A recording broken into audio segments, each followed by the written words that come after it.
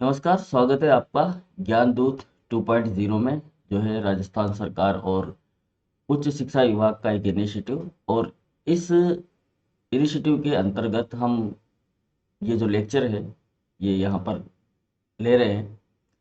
तो हमारा जो टॉपिक है आज का वो है biochemical organisation of DNA. DNA का जो बायोकेमिकल ऑर्गेनाइजेशन यानी कि किस प्रकार की रासायनिक संरचना होती है डीएनए की, उसके बारे में हम यहाँ पर चर्चा करेंगे। ठीक है। तो मेरा नाम है विनोद भाना और assistant professor department of botany, Bansur PG college, Bansur.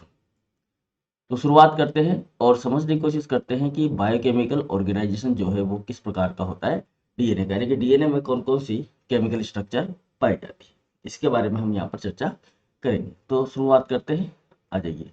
सबसे पहले तो हम यहाँ पर एक पॉइंट डाल लेते हैं हमारा, biochemical organisation of DNA.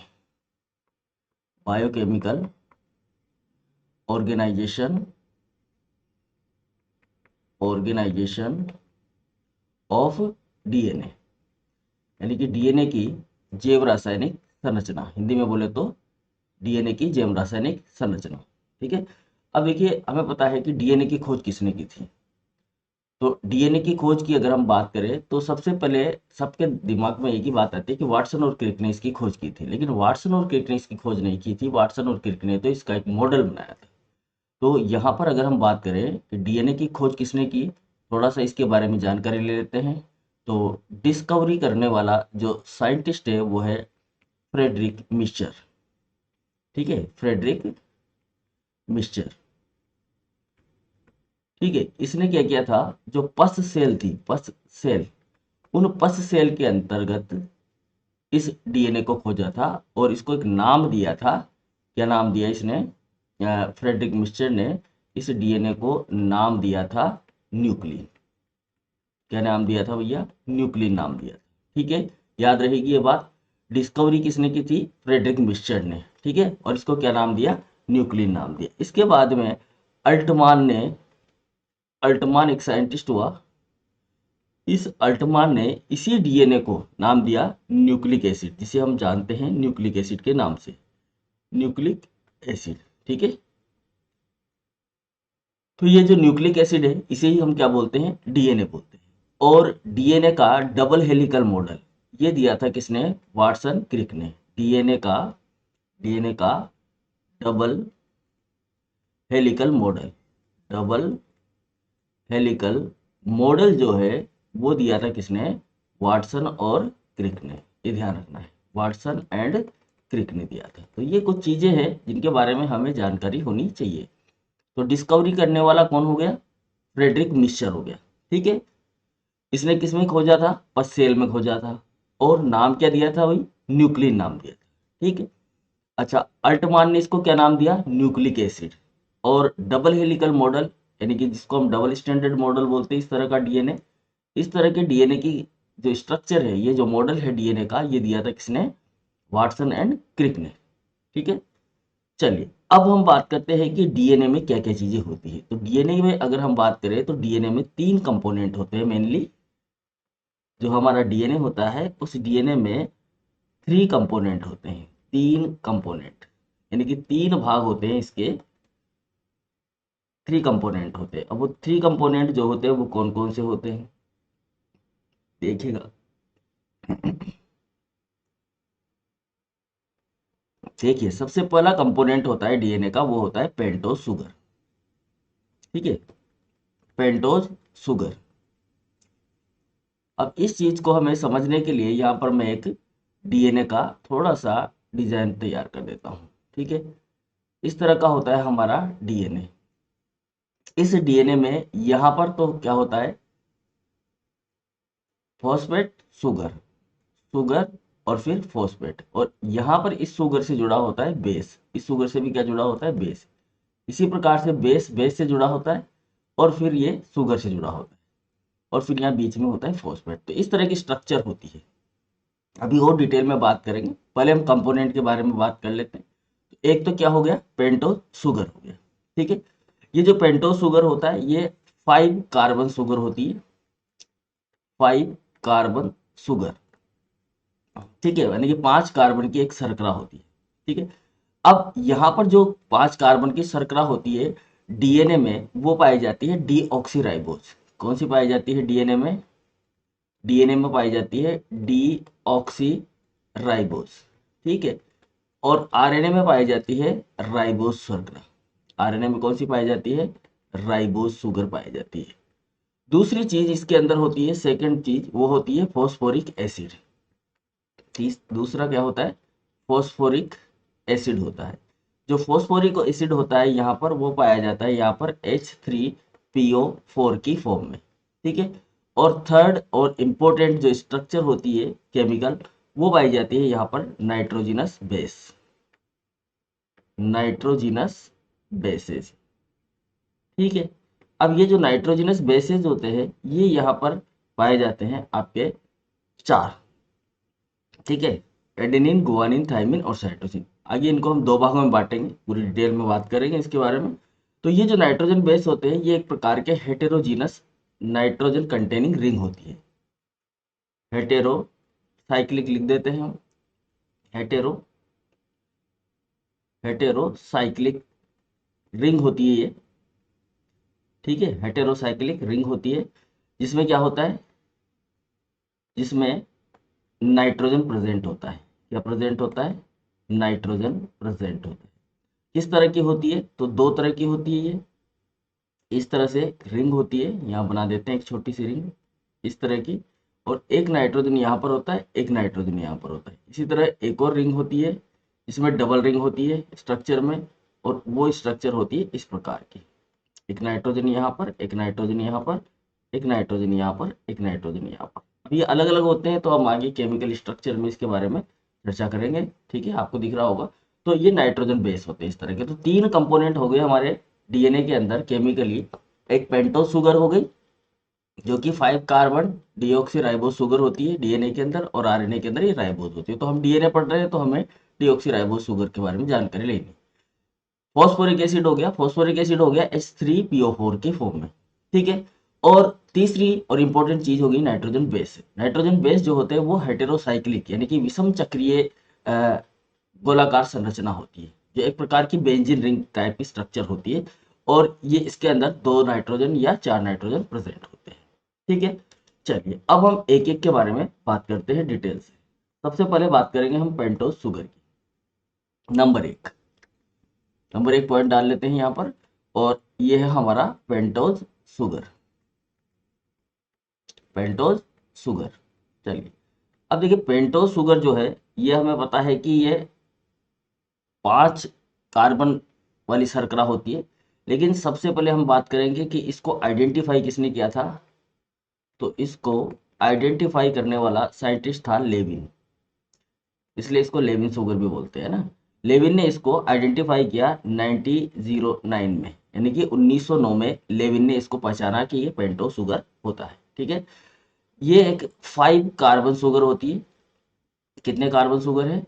5 carbon sugar है, यानी कि 5 कार्बन होते हैं इस शर्करा के अंदर, ठीक है। और ये 2 टाइप की होती है।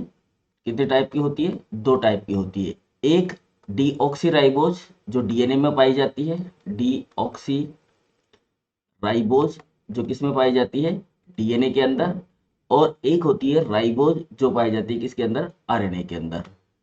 एक क्या होती है भैया? राइबोज होती है। राइबोज किस में पाई जाती है? आरएनए के अंदर पाई जाती है, ठीक है। अब इसकी स्ट्रक्चर के बारे में हम बात कर लेते हैं कि इसकी स्ट्रक्चर किस तरह की होती है केमिकली। तो केमिकली हम स्ट्रक्चर की बात करें पेंटोज शुगर की, तो 5 कार्बन शर्करा है ये। तो यहाँ पर एक ऑक्सीजन होता है, ठीक है। ऑक्सीजन के साथ में आपको इस तरह से एक पेंटोज रिंग बना लेनी है। और पेंटोज रिंग में यहाँ पर ये फर्स्ट कार्बन होता है, ये दूसरा कार्बन होता है, नंबर 2 कार्बन, यहाँ पर नंबर 3 कार्बन होता है, और यहाँ पर नंबर 4 कार्बन होता है, और यहाँ पर एक और कार्बन होता है CH2OH, ये 5 नंबर का कार्बन होता है, ठीक है। यहाँ पर आ जाएगा आपका H, यहाँ पर भी आ जाएगा H, यहाँ पर आ जाएगा OH, और यहाँ पर H, यहाँ पर H, और यहाँ पर OH, और यहाँ पर H। तो ये हो जाएगी आपकी deoxy ribose sugar, deoxy ribose sugar, ठीक है। अच्छा, अब देखो इसमें देखेंगे हम तो यहाँ जो 2 नंबर का कार्बन होता है, इस 2 नंबर के कार्बन पर ऑक्सीजन नहीं होता, किसके अंदर, डीऑक्सी राइबोस शुगर के अंदर। जबकि जो राइबोस शुगर होती है उसकी स्ट्रक्चर को अगर हम देखें यहाँ पर, राइबोस शुगर की, ये तो किसकी स्ट्रक्चर हो गई, डीऑक्सी राइबोस शुगर की, और अब हम जो बना रहे हैं वो किसकी है, राइबोस शुगर की। सेम स्ट्रक्चर होती है राइबोस में और डीऑक्सी राइबोस में, केवल डिफरेंस जो होता है वो कहाँ होता है, डिफरेंस होता है इसका इस 2 नंबर के कार्बन पर। पहले हम सारा बना लेते हैं एक बार, ये लीजिए, ये लीजिए, ठीक है। तो ये पहला कार्बन हो गया, ये दूसरा, ये तीसरा, ये चौथा और ये पांचवा। अब देखो आप, पहले कार्बन पर तो सेम स्ट्रक्चर है यहाँ पर और यहाँ पर, दूसरे कार्बन पर क्या होता है, राइबोस शुगर में यहाँ नीचे भी OH होता है। तो डिफरेंस कहाँ हो गया, 2 नंबर के कार्बन पर। 2 नंबर पर के कार्बन पर अगर आप देखोगे तो डीऑक्सीराइबोस शुगर में यहाँ पर ऑक्सीजन की कमी होती है, जबकि यहाँ पर क्या होता है, ऑक्सीजन जो है वो प्रेजेंट होता है, ठीक है। चलिए यहाँ पर क्या होता है, ऑक्सीजन प्रेजेंट है, तो ऑक्सीजन यहाँ पर प्रेजेंट है, ये हो गई आपकी राइबोस शुगर। और जहां पर ऑक्सीजन लेक है, ऑक्सीजन की कमी है, इस जगह पर देखो, यहाँ पर ऊपर की साइड में, मेरे जस्ट ऊपर आप देख पा रहे होंगे, यहाँ पर जो है ऑक्सीजन की कमी है, तो इसको बोलते हैं डीऑक्सी राइबोस शुगर, और इसको क्या बोलते हैं, राइबोस शुगर बोलते हैं, ठीक है। तो ये बात आपको समझ में आ गई होगी। चलिए नेक्स्ट बात करते हैं हम, ये तो हो गई हमारी पेंटोस शुगर की बात। नेक्स्ट बात करेंगे हम फॉस्फोरिक एसिड की, जो है हमारा सेकंड पॉइंट। सेकंड पॉइंट बात कर रहे हैं हम फॉस्फोरिक एसिड। चलिए देखिए, फॉस्फोरिक एसिड, अब ये जो फॉस्फोरिक एसिड है भाई, नंबर 2 डाल लेते हैं यहाँ पर। फॉस्फोरिक एसिड जो है वो आपका पाया जाता है हमारा ये H3PO4 की फॉर्म में। मतलब कैसा पाया जाता है, H3, 3 हाइड्रोजन होते हैं, एक फॉस्फेट होता है और 4 ऑक्सीजन इसके अंदर होते हैं। तो इसकी स्ट्रक्चर को अगर हम बनाएं यहाँ पर तो इस तरह से बनेगी, एक फॉस्फेट होगा, ठीक है, यहाँ पर OH होगा, यहाँ पर OH होगा और यहाँ पर भी क्या होगा, OH होगा, और यहाँ पर डबल बॉन्ड O। तो ये कंप्लीट होगा। अच्छा, कभी यह हाइड्रोजन यहाँ पर नहीं होता, मतलब ये जो बॉन्ड होता है नहीं होता, और यह नेगेटिवली चार्ज हो जाता है, यानी कि इसके ऊपर ऋणात्मक आवेश आ जाता है। तो ये कब आएगा, जब यहाँ पर एक ही बॉन्ड होगा, ठीक है। तो ये इस तरह की स्ट्रक्चर होते हैं जिसमें 3 हाइड्रोजन होंगे और 4 क्या होंगे, ऑक्सीजन होंगे और एक फॉस्फेट होगा। इसको बोलेंगे हम फॉस्फोरिक एसिड, ठीक है। अब ये फॉस्फोरिक एसिड जो होता है, इस फॉस्फोरिक एसिड के थ्रू ही जो शुगर होती है वो 3 प्राइम और 5 प्राइम नंबर पर जुड़ती है। अब देखो ये शुगर है हमारी यहाँ पर, दोबारा से मैं एक बार फिर से शुगर बना देता हूँ यहाँ पर नीचे की साइड में, ताकि और समझ में आए हमें। तो ये हमारी शुगर है, और इस शुगर से ये 1 नंबर है, ये 2 नंबर है, ये 3 नंबर है यहाँ पर, और ये 4 नंबर है, और ये यहाँ पर 5 नंबर है, CH2OH करके, ठीक है। तो ये जो फॉस्फेट होता है, यानी कि जो फॉस्फोरिक ग्रुप होता है, ये एक तो 3 नंबर के ऊपर यहाँ पर बाइंड होता है। कहाँ पर बाइंड होता है, यहाँ पर बाइंड होता है। और दूसरा ये बाइंड होता है इस जगह पर, कहाँ पर, 5 नंबर पे। तो एक तो 3 नंबर पे शुगर के साथ में बाइंड होता है, और दूसरा 5 नंबर पर ये जुड़ता है, मतलब कि बाइंड होता है, ठीक है। तो हम यहाँ लिख सकते हैं कि ये जो फॉस्फोरिक एसिड होता है ये ज्वाइन होता है कहाँ पर, शुगर से, शुगर के 3 प्राइम और 5 प्राइम पर, 3 प्राइम एंड 5 प्राइम कार्बन पर ये ज्वाइन होता है। कौन, फॉस्फोरिक एसिड। और फॉस्फोरिक एसिड किस फॉर्म में पाया जाता है, H3PO4 की फॉर्म में पाया जाता है, ठीक है। जब ये फॉस्फोरिक एसिड यहाँ पर प्रेजेंट होता है तो इसकी वजह से ये जो बैकबोन होती है DNA की, वो नेगेटिवली चार्ज हो जाती है, ठीक है। अभी बताएंगे आपको, presence of phosphoric acid, presence of phosphoric acid, phosphoric acid की जो उपस्थिति है उसके कारण जो हमारा DNA होता है वो DNA एसिडिक नेचर का हो जाता है। कौन सी नेचर का, एसिडिक नेचर का हो जाता है। इसीलिए DNA को हम क्या बोलते हैं, अम्ल बोलते हैं, यानी कि एसिड बोलते हैं, डीऑक्सी राइबो न्यूक्लिक एसिड। इसीलिए हम इसको क्या बोलते हैं, एसिड बोलते हैं।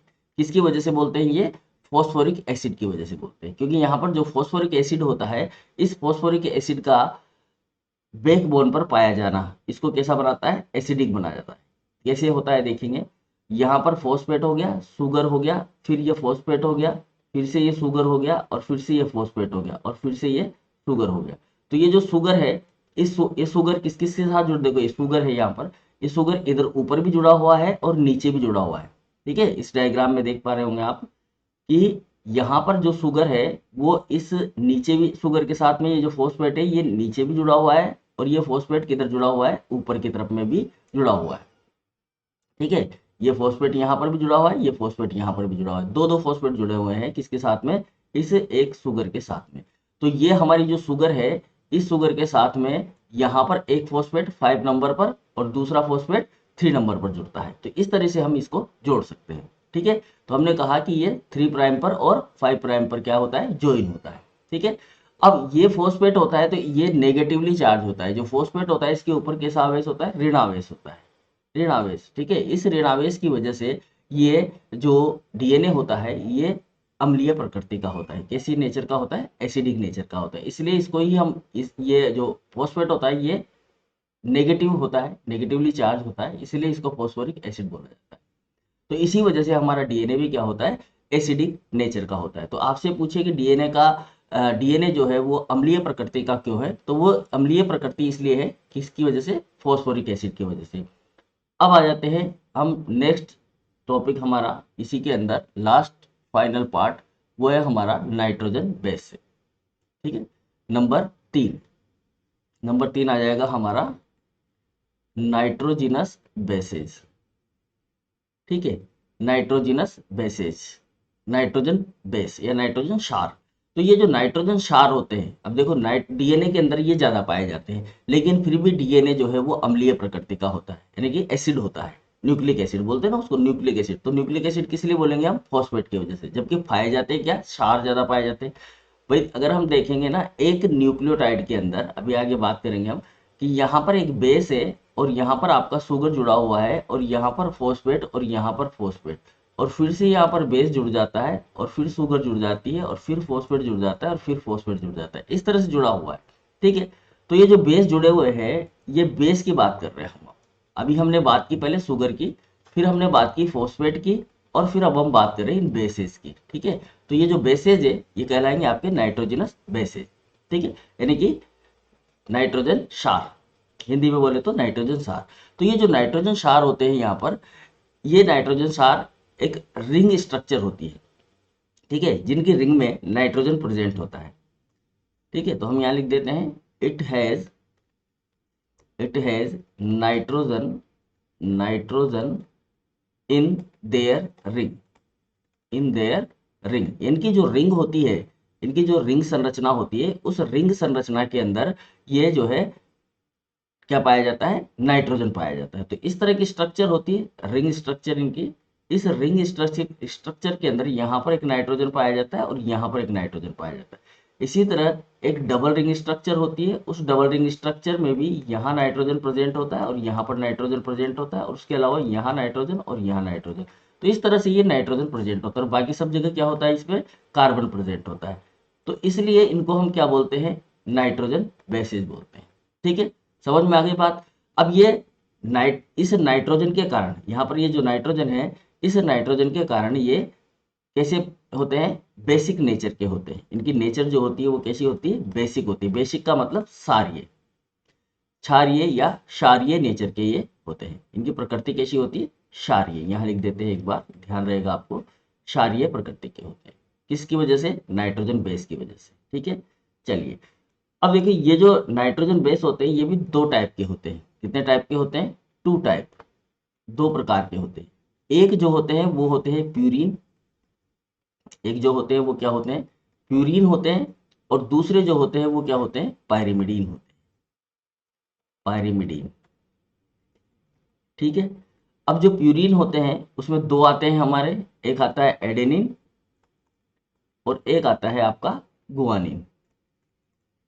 ठीक है, जो पायरिमिडीन होता है उसके अंदर आते हैं हमारे पास में थाइमिन और साइटोसिन, डीएनए के अंदर साइटोसिन। ठीक है, पायरिमिडीन के अंदर कौन कौन आएगा, थाइमिन और साइटोसिन। इसके अलावा अगर आरएनए है तो आरएनए में थाइमिन की जगह पर क्या पाया जाता है, यूरेसिल पाया जाता है। क्या पाया जाता है, यूरेसिल। तो ये यूरेसिल भी एक प्रकार का क्या है, पायरिमिडीन है। तो यहाँ भी हम ध्यान रख लेंगे कि आरएनए के अंदर यूरेसिल जो होता है वो पायरिमिडीन बेस होता है, जबकि प्यूरिन जो है वो एडेनिन और गुआनिन है। अब याद रखने का तरीका क्या है इनको, कि एडेनिन जो होता है वो डबल बॉन्ड के साथ में थायमिन से जुड़ता है, ये हमें पता है। गुआनिन जो होता है वो साइटोसिन के साथ में ट्रिपल बॉन्ड के साथ जुड़ता है। तो जिसको आप आगे लिख रहे हो ए और जी, ये आपके प्यूरिन है, ठीक है।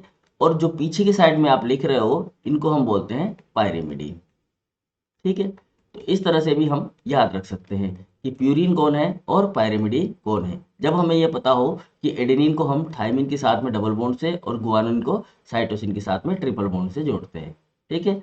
चलिए, तो अब एक एक के बारे में हम स्ट्रक्चर के बारे में बात करते हैं। तो सबसे पहले हम बात करेंगे यहाँ पर प्यूरिन की, कि जो हमारा प्यूरिन होता है वो किस तरह के स्ट्रक्चर के होते हैं। तो दो प्यूरिन है हमारे पास में, एक एडेनिन है और दूसरा क्या है जी, गुआनिन है। एक तो है एडेनिन और दूसरा गुआनिन। तो यहाँ मैं लिख देता हूँ, जस्ट ए सेकेंड। एक तो आपके पास क्या है, एडेनिन है और दूसरा क्या है, गुआनिन है।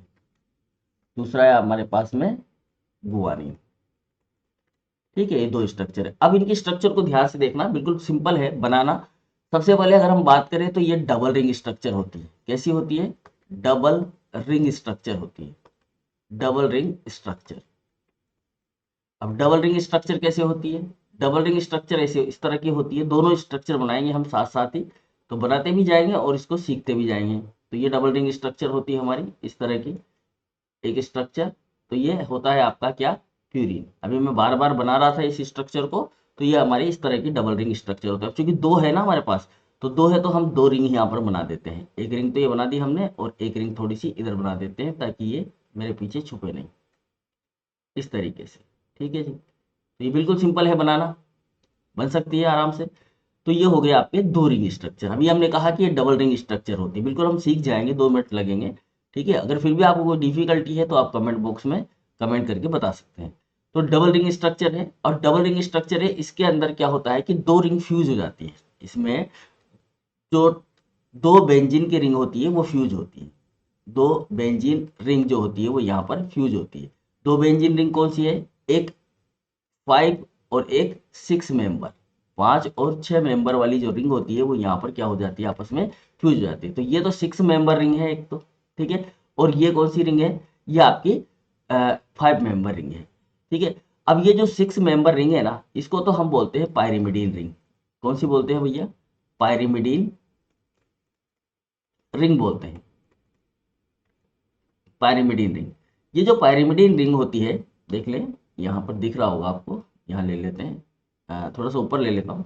पायरिमिडीन रिंग जो होती है इसके अंदर 2 नाइट्रोजन होते हैं और 4 कार्बन होते हैं। कितने नाइट्रोजन, 2 नाइट्रोजन और 4 कार्बन। ये होती है आपकी इमिडाजोल रिंग।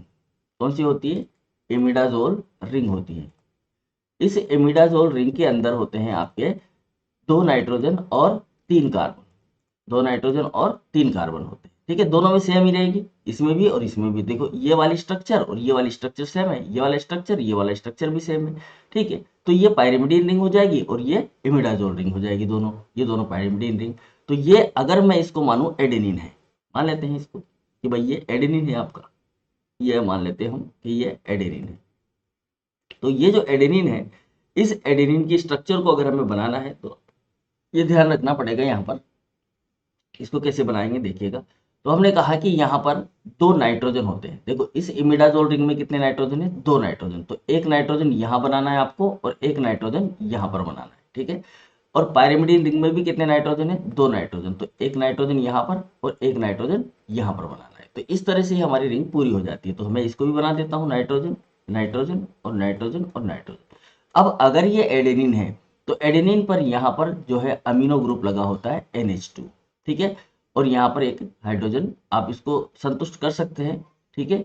इसमें जो है NH, यहाँ NH लिख दो तो यहाँ पर कार्बन हो जाएगा, तो मैं यहाँ NH लिख देता हूँ, यहाँ पर भी मैं NH लिख देता हूँ, ठीक है। और यहाँ पर एक डबल बॉन्ड लगा देते हैं इस तरह से, ठीक है। तो थोड़ा सा डबल बॉन्ड वाला स्ट्रक्चर भी आपको मिल जाएगा, ठीक। यहाँ पर कार्बन होता है, ठीक। तो ये 3 हो गए। इसके साथ में इसके साथ 4 करना है तो आप यहाँ पर एक लाइन खींच दीजिए या फिर आप यहाँ पर CS लिख दीजिए, तब भी ये बन जाती है, ठीक। तो यहाँ अगर हम देखें तो डिफरेंस कहाँ पर होगा, हमें यहाँ पर मिलेगा हमें। ये आपका एडेनिन है, एडेनिन में यहाँ पर क्या होगा, अमीनो ग्रुप लगेगा, बाकी सब कुछ स्ट्रक्चर सेम होगा, ठीक है।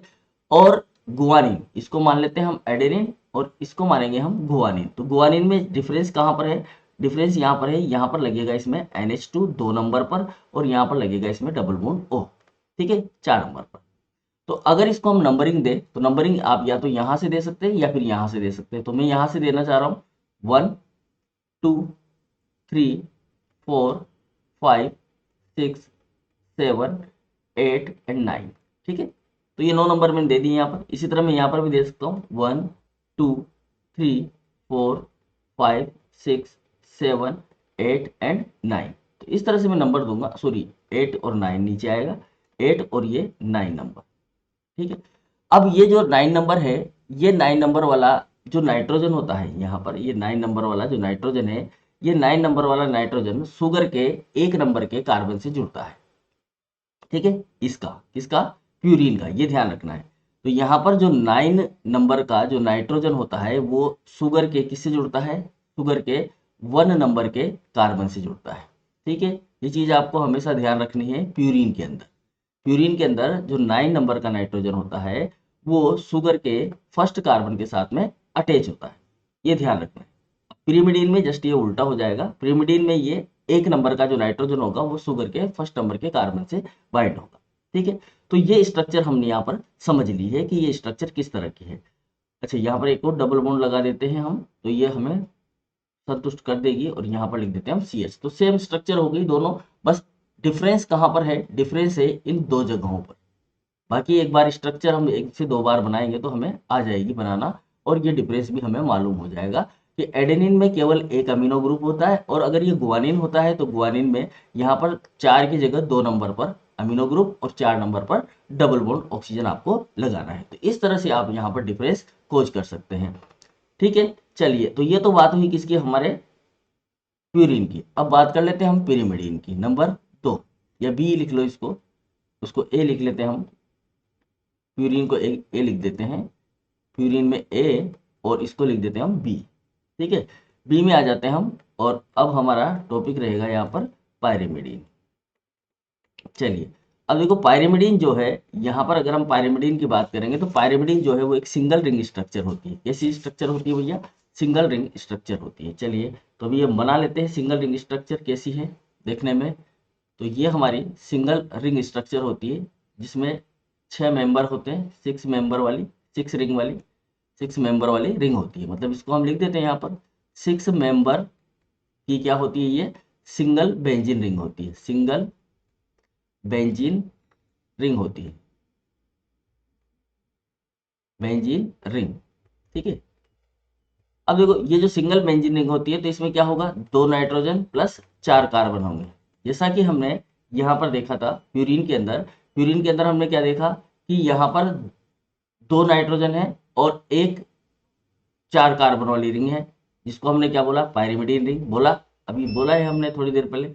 इसके बाद में हमने देखा कि यहाँ पर इमिडाजोल रिंग है। इमिडाजोल रिंग जो है उसके अंदर 2 नाइट्रोजन और 3 कार्बन है, यहाँ पर 3 कार्बन, ठीक है। तो ये एक 5 मेंबर वाली रिंग है और ये 6 मेंबर वाली रिंग है। इसमें 6 मेंबर है और इसमें कितने मेंबर है, 5 मेंबर है, ठीक है, 5 मेंबर। ये दोनों आपस में फ्यूज हो गई है यहाँ पर, या दोनों आपस में फ्यूज हो गए। लेकिन जो पायरिमिडीन होता है, पायरिमिडीन में 2 रिंग नहीं होती, पायरिमिडीन में कितनी रिंग होती है, सिंगल रिंग होती है।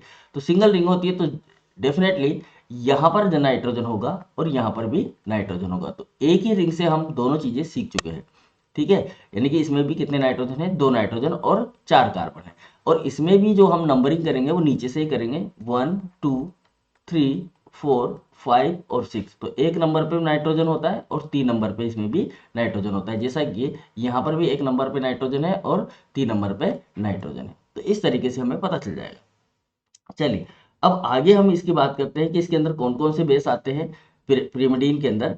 तो इसके अंदर आते हैं भैया साइटोसिन, साइटोसिन आता है एक तो, और एक आता है आपका थाइमिन, ठीक है। और अगर ये आरएनए हो तो इसके अंदर आता है एक यूरेसिल, ठीक है। ये बात कर चुके हैं हम। अब देखिए जो साइटोसिन होता है, साइटोसिन के अंदर हम देखें स्ट्रक्चर तो किस तरह की होती है, इसको भी याद करना बहुत ही सिंपल बात है। साइटोसिन, पहले आप जितने भी स्ट्रक्चर है उनको इससे हम इस तरह से ड्रॉ कर लें, अपना 3 स्ट्रक्चर बना लेते हैं हम यहाँ पर इस तरह से ड्रॉ करके, 6 रिंग स्ट्रक्चर, ठीक है, मतलब 6 मेंबर रिंग स्ट्रक्चर। वही सेम टू सेम नाइट्रोजन हमें यहाँ फिक्स करना है, नाइट्रोजन यहाँ फिक्स करना है, इसी तरह नाइट्रोजन यहाँ और एक नाइट्रोजन यहाँ पर, एक नाइट्रोजन यहाँ पर और एक नाइट्रोजन यहाँ पर। तो ये 1 नंबर यहाँ देंगे, 2 नंबर, 3 नंबर, 4 नंबर, 5 नंबर और 6 नंबर। इसी तरह यहाँ 1 2 3 4 5 और 6 नंबर दे देंगे। इसी तरह यहाँ 1 2 3 4 5th एंड 6th नंबर यहाँ पर प्लेस कर देंगे। ठीक है, चलिए अब यहाँ पर डिफरेंस देखना है हमें, तो डिफरेंस देखना है तो हम दूसरा कलर यूज कर लेते हैं। तो यहाँ हम देखेंगे तो एक तो यहाँ डबल बॉन्ड लगाना है आपको और एक यहाँ पर डबल बॉन्ड लगाना है। बाकी आप लगाए तो कोई बात नहीं, चार जो कार्बन होता है वो 4 संयोजक, मतलब 4 संयोजी होता है, 4 संयोजकता की जरूरत होती है, 4 बॉन्ड होनी चाहिए उसके साथ में। कार्बन 4 बॉन्ड के साथ जुड़ता है और नाइट्रोजन 3 बॉन्ड के साथ जुड़ता है, ये ध्यान रखना। कार्बन जो होता है उसको 4 बॉन्ड की रिक्वायरमेंट होती है अपनी संरचना को संतुष्ट करने के लिए, और नाइट्रोजन को 3 बॉन्ड की आवश्यकता होती है, यानी कि 3 चीजें होनी चाहिए नाइट्रोजन के साथ में जुड़ी हुई और कार्बन के साथ में 4 चीजें जुड़ी हुई होनी चाहिए। ठीक है, चलिए तो यहाँ पर जो स्ट्रक्चर होगी हमारी इसकी, उसमें क्या होगा कि 2 नंबर का जो कार्बन होगा उसके ऊपर डबल बॉन्ड ऑक्सीजन लगा हुआ होगा साइटोसिन के अंदर, और 4 नंबर पर यहाँ पर NH2 होगा, सेम टू सेम, ज्यादा अंतर नहीं है एडेनिन में और इसके अंदर। एडेनिन और साइटोसिन में लगभग लगभग इसमें एक रिंग नहीं होती, और अमीनो तो होता ही है और यहाँ पर डबल बॉन्ड ऑक्सीजन होता है। तो ये तो किसकी स्ट्रक्चर हो गई आपकी, साइटोसिन की। ठीक है, थायमिन की अगर हम बात करेंगे तो थायमिन में यहाँ पर तो डबल बॉन्ड है ही सही, और यहाँ पर भी आपको NH2 को हटाकर क्या कर देना है, डबल बॉन्ड ऑक्सीजन कर देना है, और साथ में यहाँ पर एक क्या जोड़ देना है, 5 नंबर पर मेथिल ग्रुप जोड़ देना है। तो ये बन जाएगा आपका थायमिन। तो ये तो क्या हो गया, साइटोसिन, और ये क्या हो गया, थायमिन हो गया। अंतर देख लीजिए आप, डिफरेंस देख लीजिएगा कि यहाँ पर डबल बॉन्ड और बना रखा है हमने, यहाँ पर भी डबल बॉन्ड ओ बना रखा है। ठीक है, यहाँ पर हमने अमीनो लगा दिया और यहाँ पर डबल बॉन्ड ओ लगा दिया थायमिन के अंदर, और एक मेथिल लगा दिया। अगर मेथिल लगा दिया हमने तो ये क्या बन जाएगा, आपका थायमिन बन जाएगा। अब एक और बच गया हमारे पास में, यूरेसिल। अगर हम इस थायमिन पे से क्या हटा दें, मेथिल हटा दें, तो ये बन जाता है हमारा यूरेसिल। तो यहाँ पर देखेंगे हम, तो यहाँ पर हमने इसमें 5 नंबर पर कोई एक्स्ट्रा ग्रुप नहीं लगाया है, केवल 4 नंबर पर ये डबल बॉन्ड ओ, और 2 नंबर पर भी क्या लगाया, डबल बॉन्ड ओ। ठीक है, तो ये बन गया हमारा यूरेसिल। अब थायमिन में और यूरेसिल में अंतर इतना ही होता है कि यहाँ पर मेथिल नहीं होता है, इस जगह पर मेथिल नहीं होता है। ठीक है ना, ये देखिएगा इधर, ये थोड़ा सा आप देखिएगा, यहाँ पर क्या नहीं है, मेथिल नहीं है, बाकी सब चीजें सेम है। ठीक है, तो ये थी हमारी डीएनए की एक बायोकेमिकल स्ट्रक्चर, जिसके बारे में हमने जानकारी ली। देखिए अब हम मिलेंगे नेक्स्ट क्लास में, जिसके अंदर हम अगले टॉपिक के बारे में चर्चा करेंगे। तब तक के लिए goodbye, thank you very much, have a nice day, good bye.